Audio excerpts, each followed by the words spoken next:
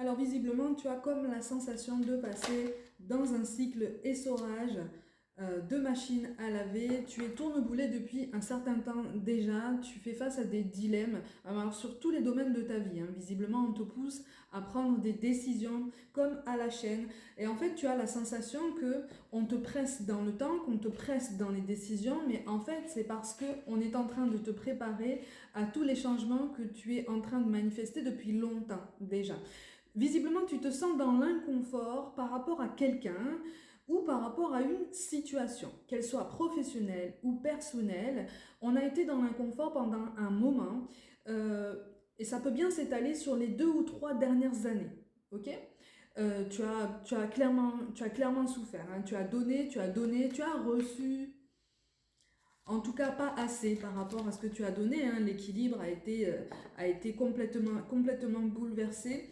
Et il y a quelque chose là qui est en mode ralenti dans ta vie, ou en tout cas que tu perçois comme ralenti. Parce qu'en fait, tu veux l'emmener absolument avec toi dans tes lendemains. Il peut s'agir d'un état d'esprit, il peut s'agir d'une personne, ou en tout cas du souvenir de cette personne, ou de l'espoir qu'une personne ou une situation se rétablisse, mais se rétablisse comme elle était. Et là, on est vraiment en train de te dire qu'en fait, tu es en train de te transformer. Donc, toutes les situations que tu es en train de manifester vont pouvoir potentiellement reprendre vie, potentiellement si elles sont pour toi et si elles sont adaptées à qui tu es et ce que tu veux, d'accord, et ce que tu veux comprendre, ce que tu veux apprendre, mais ça va se présenter d'une différente façon, ok. Si tu espères effectivement, par exemple, c'est un exemple, le retour de quelqu'un ou en tout cas une situation qui pourrait s'améliorer avec quelqu'un, qu'elle soit sentimentale, amicale, familiale ou même avec un collègue de travail, ça va pouvoir s'améliorer si tu le manifestes bien, d'accord, si tu le manifestes clairement, consciemment, mais en ayant tout autant conscience qu'effectivement, ça va se manifester d'une autre façon que ce que tu espérerais toi, puisque tu es en train de changer. Pourquoi les situations, les synchronicités ne seraient pas en train de changer avec toi? Tu vois ce qu'on est en train de te dire. Tu vois?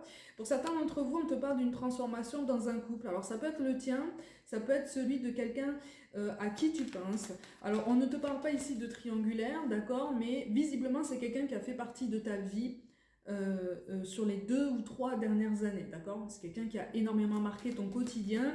Pour beaucoup, c'est quelqu'un qui a marqué ton cœur, mais comme au fer rouge. Par contre, effectivement, c'est une personne qui a été le déclic pour comprendre une leçon karmique particulièrement intense, qui a participé aussi à ce déferlement de décisions auquel tu fais face actuellement. Tu vois? Ça a eu un effet, comme un effet boule de neige, si tu veux. Et parce que cette prise de conscience a été très intense et elle a été comme le déclencheur d'autres blocages, en fait d'autres déblocages plutôt, qui étaient reliés à d'autres domaines de ta vie. Donc c'est quelqu'un qui a joué un rôle majeur dans ton évolution et c'est une personne qui était dans une énergie féminine, donc homme ou femme, peu importe, mais c'est quelqu'un euh, qui était en apparence très très calme. Par contre, on te parle d'un tempérament quand même assez instable, donc qui pouvait aussi se placer dans l'autre type d'énergie et être dans la fuite ou en tout cas dans l'évitement. Si ce n'est pas dans la fuite, c'est dans l'évitement. Je fais une différence entre les deux parce que ça peut donner des aboutissements différents suivant les tempéraments et suivant les synchronicités.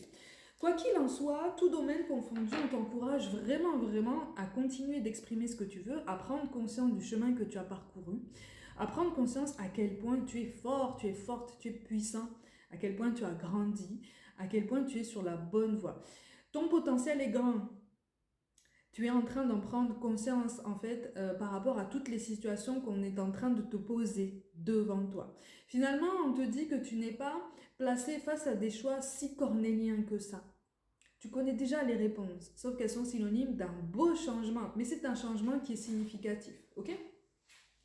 Pour certains d'entre vous, il est question d'un déménagement qui va être axé sur un nombre de pièces. Il y a quelque chose qui va changer. Comme s'il allait y avoir une pièce en plus. Comme si tu avais manifesté ça. Il y a quelque chose qui est en train de se mettre en place pour toi. On te parle du printemps pour certains d'entre vous.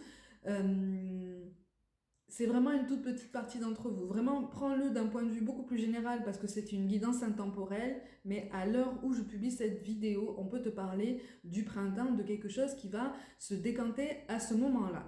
Il est question aussi d'un père ou d'un beau-père, en tout cas d'une figure paternelle, quelle qu'elle soit, avec laquelle il y a eu quelques tensions. Et des tensions qui ont duré quand même plusieurs années parce que visiblement, il y a eu une coupure de contact, une coupure de dialogue, de communication avec cette personne. Moi, on me montre quelqu'un avec la peau, avec le teint assez foncé, euh, une belle peau brune, des cheveux courts et quelqu'un avec une carrure quand même assez large, hein, d'accord. Voilà, c'est quelqu'un qui a possiblement, été en surpoids dans son passé. Il y a quelque chose qui est en train de se régler de ce côté-là. Et on te parle de la présence de petits-enfants. Peut-être que toi, tu as eu des enfants, tes enfants n'ont pas connu leur grand-papa, donc il est question de renouer contact ou en tout cas d'un déblocage de ce côté-là, tout du moins sur les semaines qui arrivent, pour permettre en fait à tout le monde de faire connaissance, d'accord? Il va y avoir une accalmie, il va y avoir un apaisement possible, ok? Mais effectivement, tu as des rancœurs, tu es resté toi aussi en fait, hein, tu es resté toi aussi pour des raisons qui t'appartiennent et qui sont légitimes sur l'ancienne image que tu avais de cette personne, hein, que ce soit un papa, un beau papa, un ami, une relation sentimentale, tu es resté sur l'ancienne version que tu avais puisque peut-être que cette personne est partie en te laissant cette image.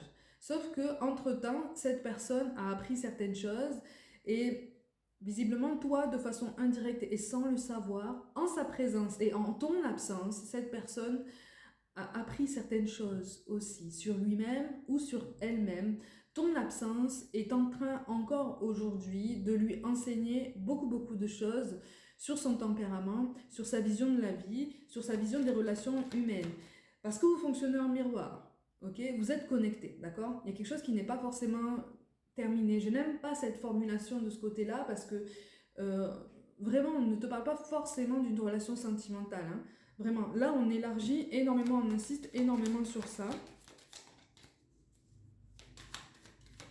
Et on te parle de quelqu'un de toute façon qui t'en veut, ou en tout cas qui t'en a voulu pendant un temps, d'être responsable de ses déboires ou de ce qu'il ou elle a perçu comme des échecs. Comme toi, tu lui en as voulu d'être responsable des maux et des mauvaises passades en fait, que tu as traversées ces 2 ou 3 dernières années.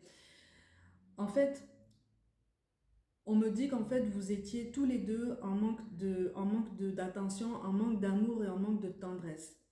C'est un message tout particulier. Visiblement, vous avez la même blessure.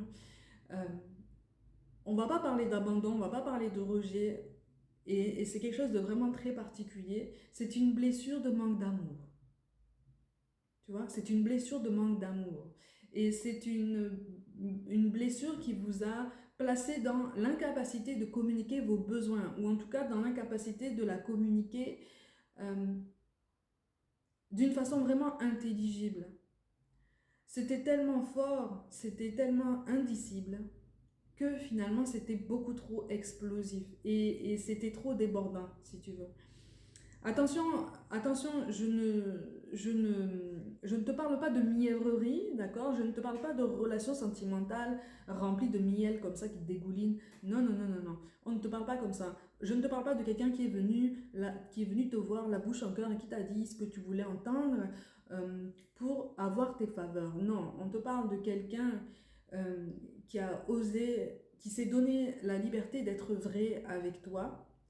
Mais tous les deux, vous n'étiez pas prêts. Tous les deux n'étiez pas placés dans le timing propice pour construire quelque chose de durable, tout du moins dans le domaine sentimental. Okay, dans le domaine familial, il y a quelque chose quand même qui ressort aussi. C'est-à-dire que c'est comme si toi, tu avais hérité de cette blessure émotionnelle, de cette figure paternelle en écho, si tu veux. Et c'est comme si tu l'avais développée au même moment que lui, au même âge. Tu comprends ce que je veux dire? Donc il y a eu comme une double interaction, ça a été intensifié. Il y a quelque chose qui a eu des aspects comme ça, comme d'un rapport de force pendant des années et qui a mené comme à une explosion ou en tout cas à une séparation de vos chemins de façon plus ou moins temporaire, parce que visiblement, encore une fois, tout domaine confondu, quelle que soit la situation, on te parle de quelque chose qui va pouvoir s'arranger, mais avec le temps. Prends le temps.